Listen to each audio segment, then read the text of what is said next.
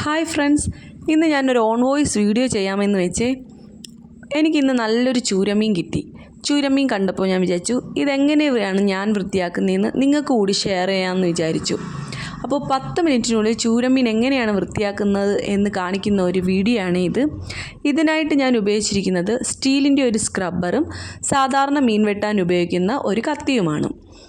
സാധാരണ ഞാൻ ഈ സൈഡിലത്തെ മുള്ളും വാലും ഒക്കെ മുറിച്ച് കളയുന്നതിന് ഒരു കത്രിക ഉപയോഗിക്കുന്നതാണ്. പെട്ടെന്ന് നോക്കിയിട്ട് കിട്ടാത്തത് കൊണ്ട് ഈ സ്ക്രബ്ബറും ഈ കത്തിയും മാത്രമേ ഞാൻ ഇതിനായിട്ട് ഉപയോഗിച്ചിട്ടുള്ളൂ.